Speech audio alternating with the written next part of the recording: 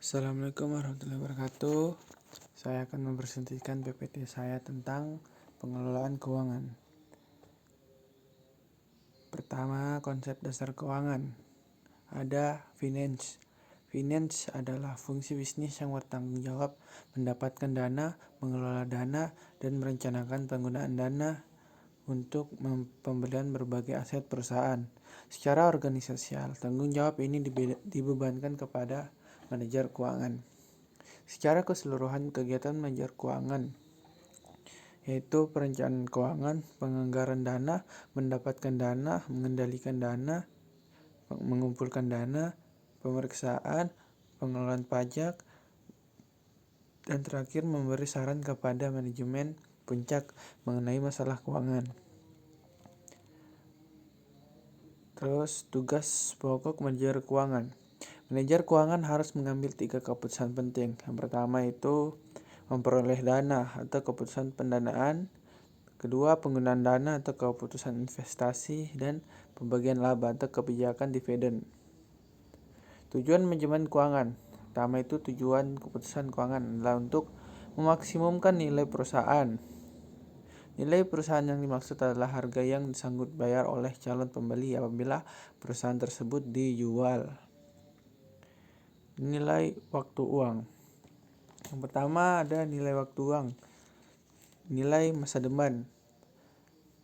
Contohnya itu seperti apabila seorang menyimpan uang di bank sebesar 2 juta selama setahun dan memperoleh bunga 10% tiap tahun, maka pada akhir periode akan mendapatkan hasil sebesar 2.200.000.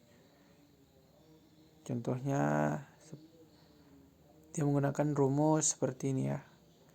F sama dengan K0 dalam kurung 1 plus R pangkat N,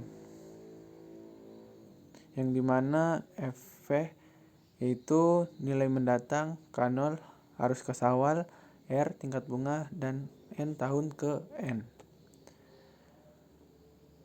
Lingkungan keuangan. Pertama ada pasar finansial dan kedua ada lembaga keuangan.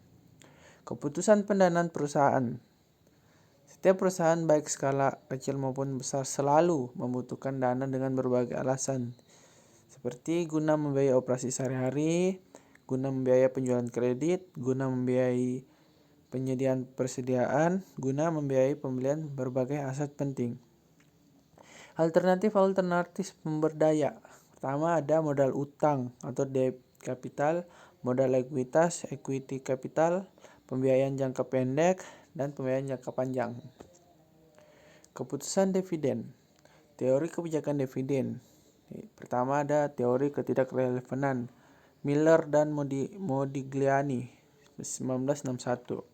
Kedua ada teori bird in the hand, Gordon dan Lindner 1963. Dana yang bisa dibagi sebagai dividen itu seperti menggunakan rumus dividen sama dengan E plus penyusutan dikurang investasi aktiva tetap dikurang penambahan modal kerja.